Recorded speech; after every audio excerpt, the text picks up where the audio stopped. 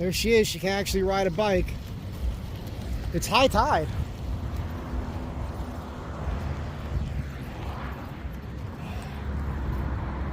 Look at that. I've never seen the water up this high.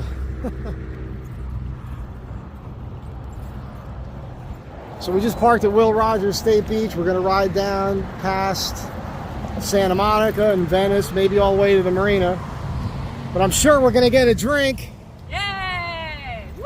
And I'm sure we're going to eat something. Wah! I had to tell her that she had to wear clothes.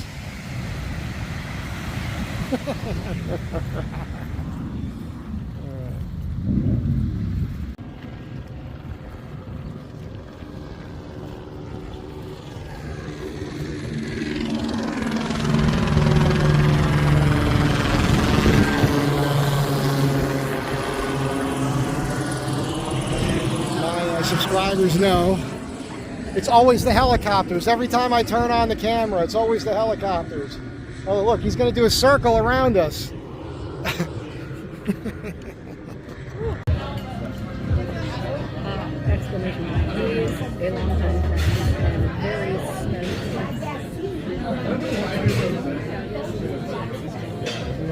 Say hi to everybody. Doing some work while I'm sitting here. Waiting for Mike to decide what he wants. He's having a hard time with the menu. Kind of finicky eater. They didn't have the beer he wanted. Now he's afraid they might not have the cheese he wants. That's living in Hollywood. It makes you very particular. I like how I don't have to say anything. See, when you're the one filming, you can like...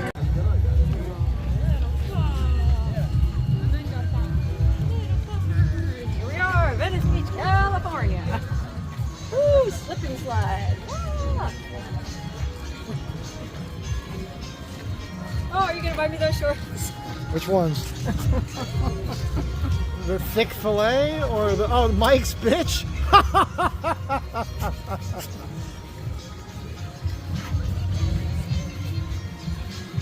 Yes. Will you wear them? You already plugged it and said thick fillet. No, I mean, would you wear these? No. You wouldn't wear those? No, thank you. What do you guys think? Shouldn't she be wearing those? That's hysterical. I should just buy like 10 pairs of those. Well, I think the idea is they'll put whatever name you want. Oh, okay. Yeah, you're right. Man, I'm not thinking. That one beer really went to my head.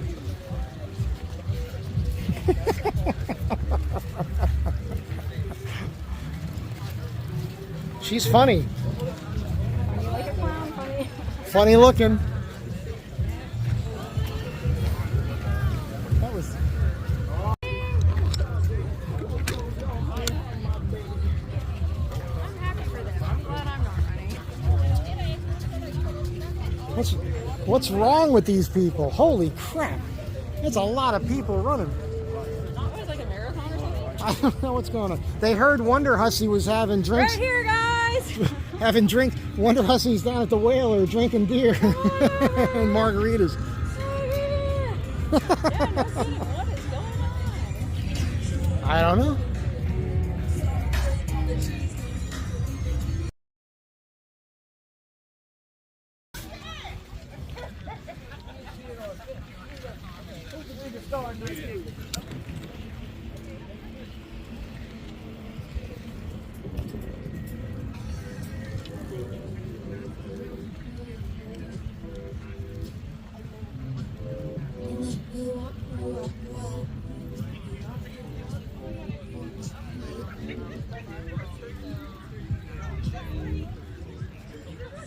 Juggling nerds.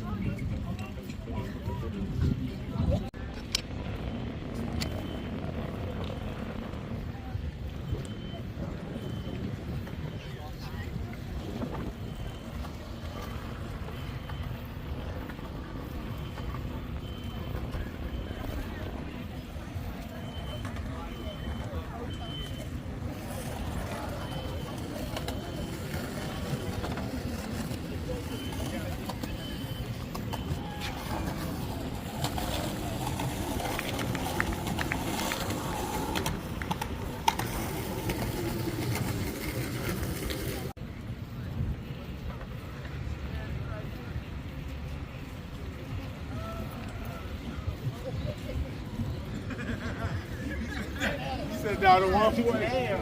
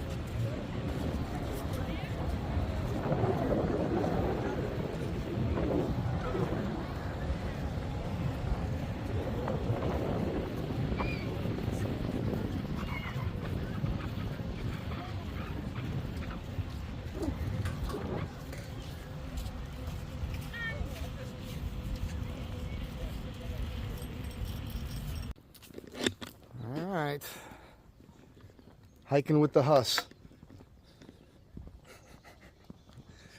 I always forget there's actually a name for this place, and it's on the sign over here, and I never think. So we're hiking up to the Hollywood sign, and who knows, we might do a bunch of extra stuff here. Go another peek, maybe check out the Batman Cave. And this is called, officially, Brush Canyon Trailhead. You know what I'll do? I'll give you guys a few tips along the way about how to get up there from here.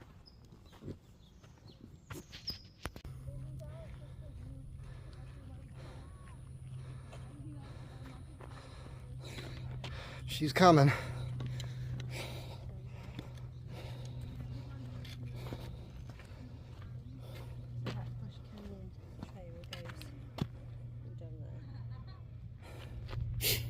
So the first section, it's always what it is, and then you get to this T here, and this is where you go left.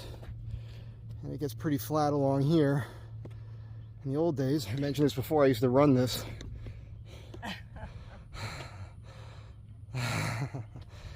She's much faster than me. She just seems like she's slower because she stops and films.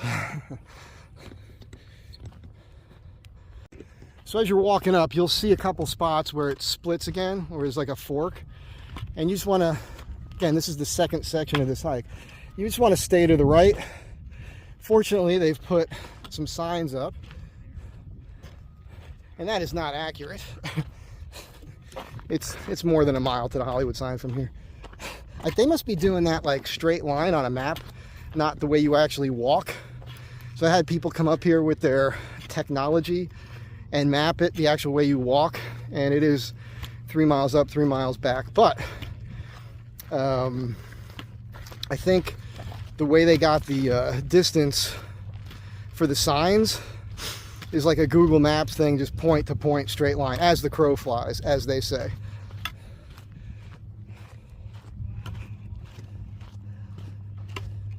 What do you think? Ready, go! This is the section, I've told this before, but right here is where I kind of saved the guy. Oh, gosh. He was paralyzed. Let me set my camera so I can film us walking towards it. He was paralyzed? Yeah, with fear. Hang on.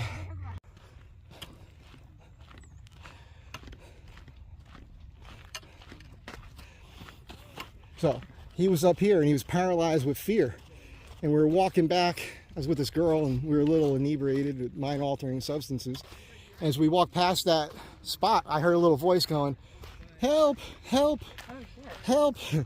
And so I looked over and you can see how that's just vertical right here. Yeah. So Why would you go up there? Is that part of the he trail? started from here and he was with his buddies and he thought, oh, I could get up there, I'll do a shortcut. And so I got down to him and got under him and told him, look, calm down, I do this all the time, you'll be fine, tell him I was a Marine, blah, blah, blah. And he did everything I told him to do, put his hands and feet exactly where I did. I got him down, he gave me a hug, kissed me on the cheeks, he was Irish. And yeah, he was wearing Pumas, unlaced, you know, like, was not prepared at all to be doing what he was doing. It was funny. Wow.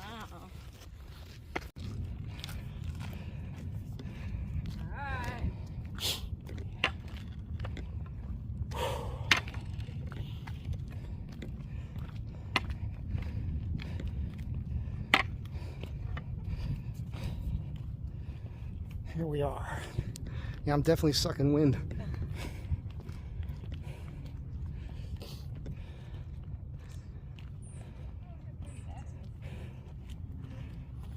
What's that lake?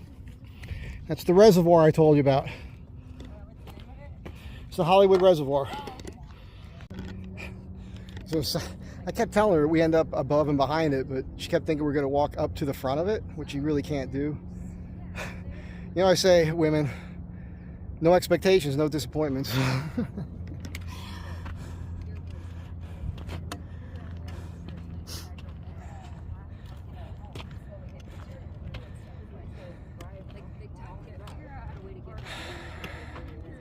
If you look down here, there's a bend in the road, and that's where I used to bike to, and that's kind of what she was hoping we'd go to, but you just drive to that. That's not an actual hike.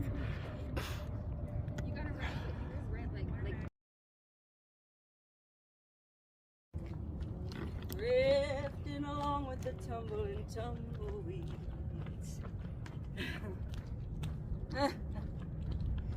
I love that little video I shot of you singing in Tacoma that day. We were walking to where to eat or whatever, and you know that didn't really get a lot of views. I was kind of shocked by that because you were adorable. You had your Clint Eastwood poncho on and your hat.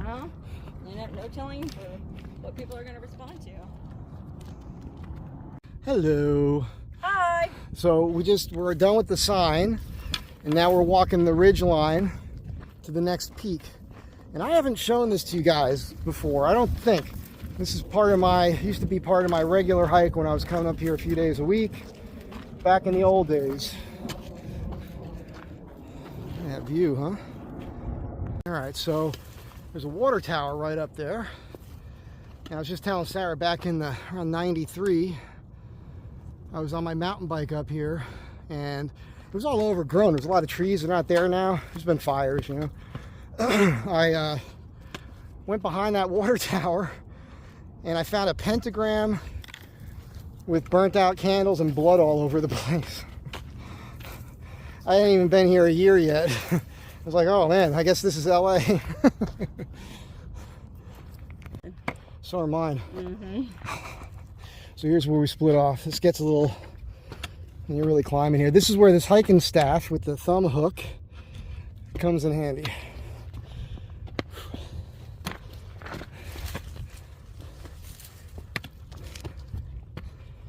It's just about getting your footing and going slow, you know?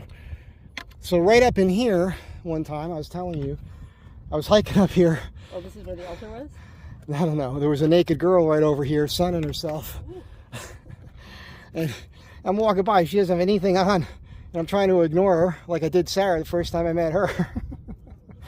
And she opened her eyes with a big smile on her face like, maybe I should have stuck around for a bit. Okay. So we're on the second peak here. And for those of you really observant, you'll notice another new watch. I told you, I'm always on the lookout for... Yeah. So as I was saying, Seiko 5 Sports military/field watch, as denoted by all of the Arabic numerals. It has a color match day date function, which you know I love. It's also a 41mm case, which as you know I love because it fits my wrist better. 7 3/4 inch wrist. I had to put 2 links into the bracelet. Fortunately, it came with all the original links. And I want to quickly discuss the broad wingers because I didn't talk about that on the last video. I mentioned it, but what I didn't point out is even with the thick sole, I can wrap my feet around uneven rocks and get excellent purchase and stay upright. And that was a thing with Chris. He was nervous about putting a thicker sole on, and I kept saying, look, I need a thicker sole for a work boot. And I didn't care so much about the hiking aspect of it, knowing I was going to hike, but now that I'm hiking in them, hey, that thicker sole is not a problem. It still flexes nicely. You can see it. I mean, you can literally see how that, it wraps around the rocks. So I'm very, very pleased. Best money ever spent. So Chris, if you're watching, thanks again. And he's rebuilding my chocolate brown pair with the rough out, and hopefully I'll get those in the mail soon. I love these things. More to come, don't go anywhere.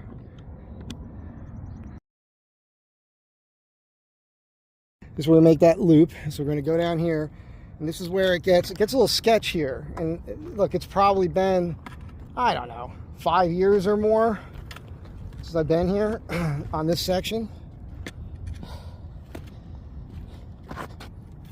And it's real easy to slip. And I will say the only bummer with the shoes now is I've been wearing them every day for over a year now, and the traction is good because of the stickiness of the Vibram, but the tread is gone.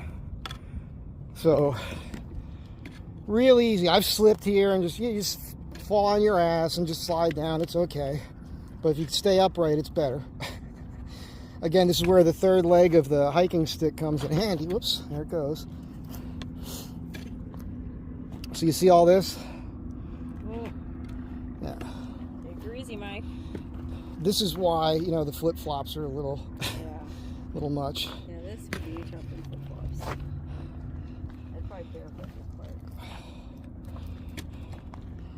part. Okay.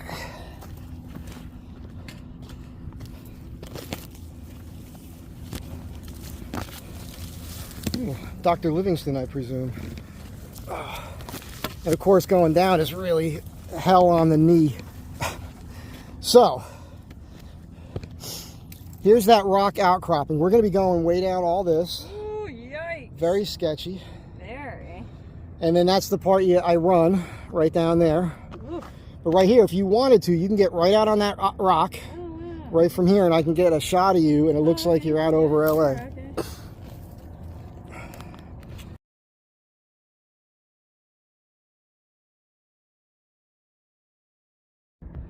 And there she is.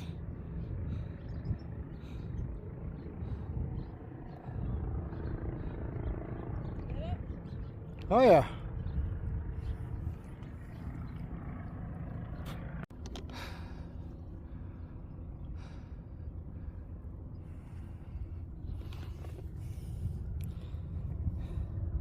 Very sketchy. I mean, this never reads on camera. This is like trying to capture a 4x4 trail.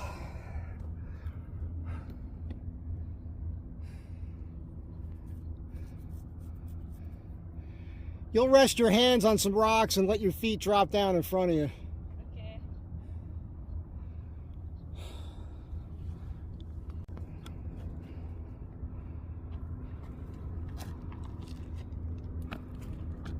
Yeah, you're doing good.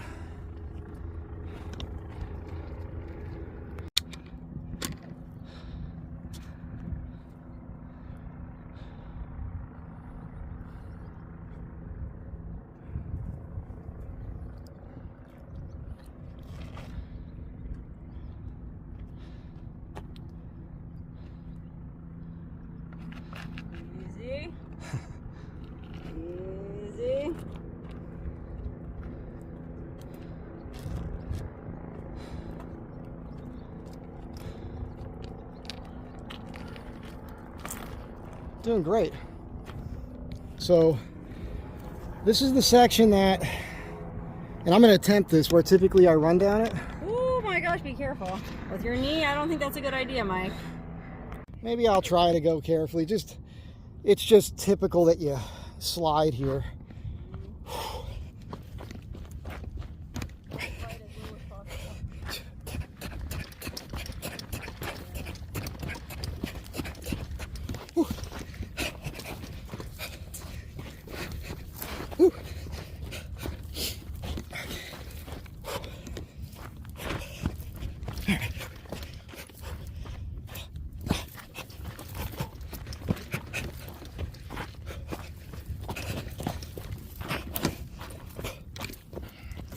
All right, and that's why you go down fast, because if you try to plant your feet will typically go out from under you.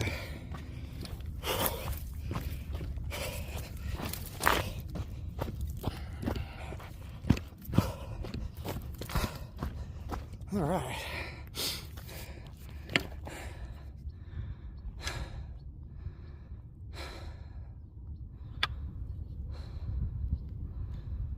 She's got it. She's got playing experience, and she's got better, more grippy shoes.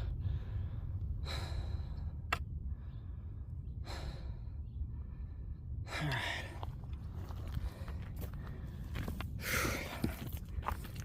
So this is a much longer hike. Probably added 2 miles, so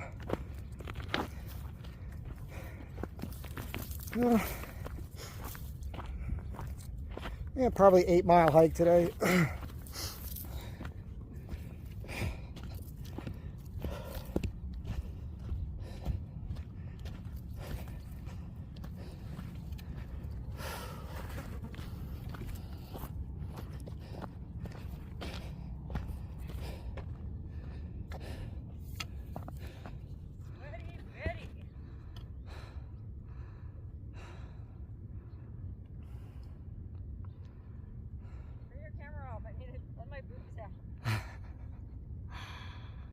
All right, so that was that second peak.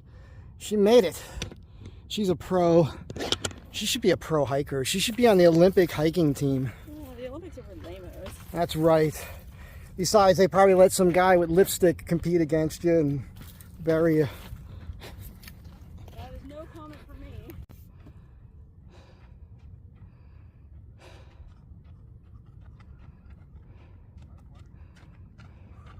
Man, there's so much toilet paper up here. It's disgusting. You know, your outfit is very reminiscent of the 80s.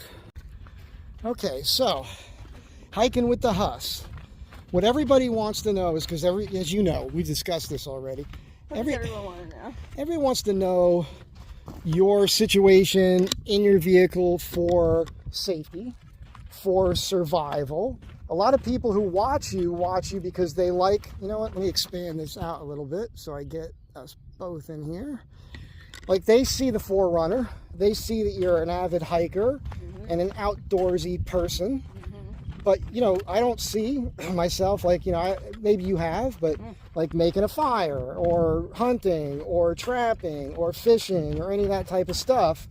And so what a lot of people are concerned with, and why the reason why a lot of people have the vehicle you have is they like to get out and they're prepped like I am, and they figure, you know what if there was I bet a few people that have the vehicle I have are like that, but I bet the vast majority of the people that have the vehicle that I have it just to go to soccer practice. Oh, yeah, that's true. But the people that have the vehicle you have and actually go four-wheeling, a lot of them are set up. Like, you know, I wouldn't even go that far. I'd say a tiny percentage are. Most people who even go overlanding or off-roading, they're just tailgating, man. Sure. But the people I'm talking about are the prepper people who are posing this question to me. The proper prepper people. How many proper prepper people does it take to prep a proper prep? Don't ask me, I'm not a prepper. It takes a village of preppers. So what they want to know is, like, what do you have? Like, I guess you just don't think about it. Well, I do. I think about what I'm going to need when I'm out in the backcountry, and so I always make sure, no matter where I'm going, even if I am just going on a quick trip, I never leave home without at least a 12-pack of ranch water and a sack of weed. You heard it here, people. She's got her priorities straight. All right. So, So as far as like you bring what food you can get, and you don't, you know, you never really thought about maybe having to procure food. Well, I've thought about it, but you know, I don't know. I'm not a doomsday person. I don't dwell on it. I mean, if I'm going on like a backcountry expedition, I'll bring a water filter and enough, not canned food, but like I use boil in the bag stuff, like preserved food to last me a while. But no, I'm not bringing stuff to where I can go shoot a deer or anything like that. Or fish. Okay. I could probably figure out how to fish with stuff I have in my car if it came down to it. Now, bend a paper clip, tie it on a shoelace, you know. It's that easy. So the other thing, which I know you don't want to touch on too much, but people are concerned about your safety, and I know you have that different outlook. Like you've been very fortunate. Like you go in all these places and pretty remote, and sometimes you run into characters out in the middle of nowhere. And so far, so good, right? Yeah. But do you, like, have you trained at all? Do you understand self-defense? I mean, what's your mindset? I don't know anything about self-defense, and I haven't trained. The only training I've done is I worked as a nude model for 10 years, and my thing was I would take you out into the desert and pose nude in the desert. So this was in Las Vegas. I would go to your hotel at 10 a.m., pick you up, drive you around to 3 different places, and then drop you back at your place at 6 p.m. So 8-hour day. I charged $500. It was the deal of the century. Well, I got hired lots, and I certainly wasn't the best looking woman in Vegas. The reason I was hired lots is I was the only one who was ballsy enough to take these dudes out to the middle of nowhere. And people would always go, oh, gee, Wonderhussy, isn't that dangerous? You're going out to the middle of nowhere with these guys getting naked. Well, first of all, you got to look at it from the guy's point of view. I'm the one pretty much in control. I know where we're going. Most of the time I was driving. I'm taking them way out to the desert that they don't know where they are. There's no cell signal. It's hot. It's dry. They got all this expensive camera gear and a bunch of money in their pocket. I could take advantage of these guys. Well, so that's the training I've had. Was I calculated one time how many strange dudes did I pick up and take out into the middle of nowhere and then get naked in front of them? 500. Okay? So that was my training. I feel like it's like my body count. Yeah, I feel like I'm a pretty good judge of character. I have a pretty well-tuned common sense, and I just don't put myself into dangerous situations. That's the kind of training I so get. Let me ask you this. When those guys would call you, would you at least do a little research and look at their photos? Yeah, it was through a modeling website. Okay, well that's different. That's mostly. I mean, there was a couple that I booked on Craigslist. But for the most part, it was just through a modeling website, yeah. Right. So there's so you could sort of vet them. Right. So what we have to do while you're here is I just got to walk you through some basic self-defense moves? Yes. Well, if I didn't need self-defense in 500 photo shoots. Doesn't matter. Yeah, and it's always good to know. It doesn't matter. You could do something a million times. It only takes one time. True. So that was just, now you know. You guys have been asking, I'm asking, you know. How does she protect herself in the truck? She's just very trusting. I'm trusting, and I'm also using common sense. When I camp, I like to be ideally where I can't see another vehicle anywhere. And if I see headlights or something, and it's like, that makes me uneasy. I don't like to see any people, because people equal trouble. I think it's much safer in the middle of nowhere because there's no people. Man is the most dangerous animal of them all. So if you can be where there's no other men, you're pretty safe. The only difference I would put in that, to me, women. I'm scared to death of women. Well, I say man, I mean man, like, mankind. Women have hurt me way more than any beating I ever caught from a man. Mike was in the Olympics boxing. Okay, so the other thing everybody always asks me, and this is something, Sarah and I are pals, so we have all these conversations without a camera in our faces. Man talk. Yeah, we do. We're just like bros. We bro out, man. What did I tell you at Saline? You're one of the bros. Sarah's one of the bros. So, but I get these questions all the time, and I get it from both men and women. Everybody is curious. They watch you. You're out there by yourself, and sometimes, every once in a while you might seem a little low, and you're like, well, it would be nice if there was somebody here, and I do get a little lonely, and da-da-da-da-da. But then you never elaborate on that. And so my question is... What's elaborate? I'm lonely. I wish I had somebody with me. Okay. What more do you want to know? Well, people want to know... Why I don't have somebody with me? Yeah, like what's this like... Well, unfortunately, I haven't found anybody that, A, is interested in doing the kinds of things I like to do, B, is capable of doing the kinds of things I like to do, and C, I'm actually interested in being around and talking to. you know, that I enjoy being around. I just want to point out that's exactly what I say when you ask me why I'm single. Well, yeah, it's hard. You know? Okay, so if I'm asking you to like describe like a partner that you the attributes that you like to have, I know you feel like you just did it, but do it in more detail. Like, do you have a type at all? Well, it'd be like that guy you told me about this morning, the guy from Nirvana that ended up joining the Special Forces and then he went to a monastery. That guy. I can't remember his name, but you know, well, as you say it, he walks by. A Renaissance man, you know, somebody who's. I'm not a fan of soy boys, right. But I'm also not a fan of macho. I'm an alpha male. Like nothing dries my vagine up faster than that kind of talk. Right, so, over the top masculinity. Yes, it's hard to find a guy who's just walking a path of truth and beauty on his own without any of this bullshit. You know, because that guy's probably as rare as the Sasquatch, and he's probably in a forest as deep and remote as that of the Sasquatch. And so what I never find him. What I notice, I'm getting this shooting pain in my knee. This is the age. What I notice when I hear you say that, and I think of myself, and when I say it, there's a bunch of people watching going, well, yeah, what about your issues, right? Like, because like the guy that you... yeah, I've got some big Yeah, the guy that you might like, or the girl that I might like, might have a bunch of issues, like, you know what I mean? Like, the way I always put it, tell me if this seems accurate. I'm the type of guy that I'm a can-do guy, and I don't need anybody to take care of me, right? And I don't like the needy types. So I like the woman who could take care of herself, who feels almost like she doesn't really need, she has to want. Girl has to want me, right? Well, the problem is with that mindset, which is my mindset, we're never going to meet because we're not out looking because we don't need anybody. Yeah, that's the catch-22. Yeah, that's the paradox. That's the love paradox. This is the love paradox of people like us. Yeah, and I'm never going to meet anybody hanging out in the back of my car in the middle of nowhere by myself. Well, it's happened. It just wasn't the right guy yet. Oh, yeah, it's definitely happened. I've met some people in the back. But, yeah, you know, to be honest, I spent my YouTubing takes pretty much 100% of my time. Right. So I don't have time for a private social life. That's what I was going to get to next, because you and I discuss this all the time. Oh, God. Oh. I'm going to have to ice this knee. So that's the thing. Like Sarah's life, that's really your life is YouTube. Yeah, I have no life. Every day you're either filming or editing. Yeah, or answering email. Let's not forget about that. Right. Like even when I was at your place, like it was hard. And you make the time. And I have to tell you, you're very gracious with your time when you have it, you know. And Sarah's very honest and real about, you know, laying it all out there. Like, hey, I have to do this, I have to do that, so I have this much time, we have to do this by this time so I can get here. So it's like, okay. Let's go. But the cool thing is when she has that time, she's dedicated to you in that time, you know? So that's the true mark of a good friend too, by the way. Oh, you know, you. I think you're a good friend. Thank you, Mike, I appreciate that. And we're pals, man. So that was the thing. It's just I was always curious about that myself, and you know, like I hit you up about that other YouTuber because I thought she was dating somebody, and she's not.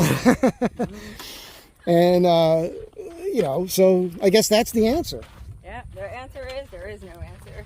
Well, how about you tell me about when was the last time, not like your most recent relationship necessarily, but when was the last relationship you were in where you felt like it was going really good and like it was somebody you had real feelings for, and what kind of person was he? Never? Well, I remember being very happy in a relationship once. I know I have my entire romantic history is a big dumpster fire. It's just been terrible. I did date this one guy for about 2.5 years. We bought a house together.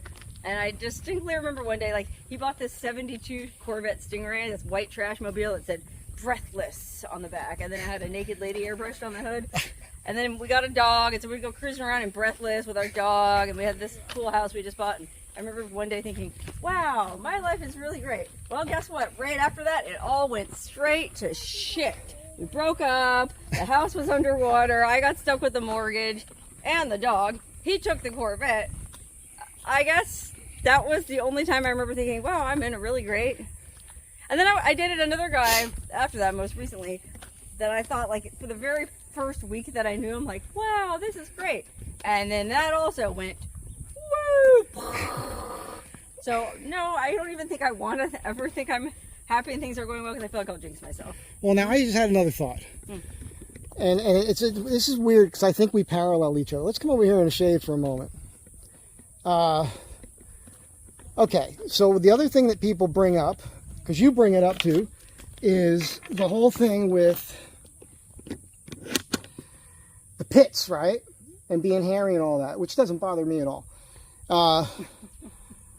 What I'm curious about is, like, do you think about that when it comes to men? And, like, are you, like, is that like a test? Like, if you're okay with these It's kind pits? of like a litmus test, yeah. That's what this is. Oh, okay, good. So back in the day, and Yeah. I don't think I'm some, you know, like, super good looking guy. I always did well with women, but I always think other guys are way better looking and all that. But when I was clean shaven and I was going out, it was ridiculous because women just wanted to date me because I was good looking. It was like being the hot blonde, right? It's just terrible. So first I did the mustache, What a burden, and I thought, like,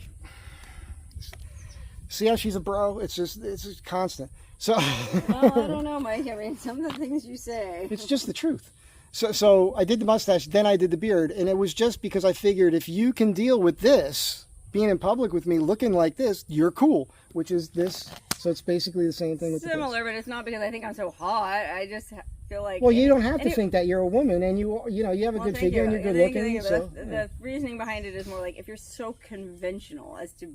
I mean, I just recently got an email from this guy who was like, oh my God, please, you must really hate yourself, or you must have had some really bad experiences with other men, like, blah, blah, blah. Really anti-pits. Like, okay, I get that, but, like, if you're that easily weirded out by something, that I'm not really interested in, let alone dating you, but even, like, being friends with you, like, just because it demonstrates a very narrow-mindedness. The women that hate themselves are the ones that get all those tattoos, like face tattoos and everything else. You see these beautiful women, I know them out here. Well, how do you know they hate themselves? They might just like... Well, I get to what if know. it's a test that they're doing like us? Yeah. Well, that's fine, but that's permanent. You know what I mean? Yeah, you can always shave. You're literally, you know, putting cartoons on your face. It's ridiculous.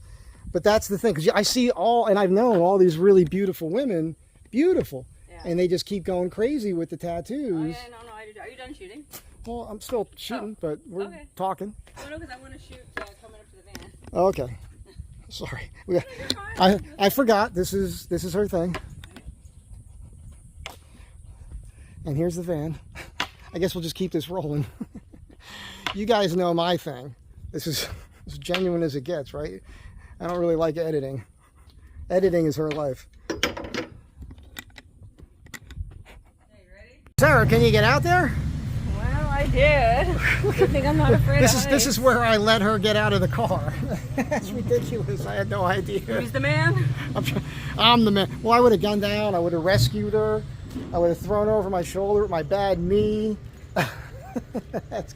That's crazy. Anyway, so hold on, I'm going to go up here and film this real quick. This is as close as you can get to the Hollywood sign. And again, I used to ride right up here. I used to sit on this wall.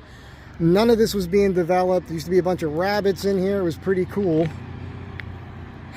And the reason you don't go here is because you really don't have a great shot of the sign. That's the irony. The closer you get to it, the worse of a visual it is.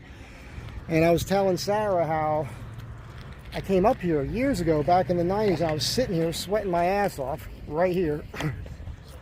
And the helicopters were here. And the cops were coming down. It turned out to be a friend of mine handcuffed with two girls that he took to the sign from this point, which, again, totally illegal.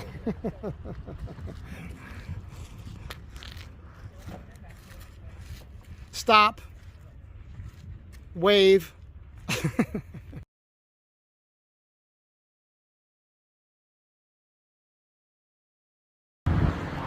So we just had a great meal and some drinks at Birds up here on Franklin, right across the street from the Scientology building. And then I reminisced, because I used to hang out up on this block here back in the 90s, and the theater's still there, and the bookstore and record store is still there. I'm going to start hanging out here again. Yeah, you need to start leaving the house more, Mike. I got to get out of the house more. There's a whole world out here waiting for you. I know. I'm going to do it.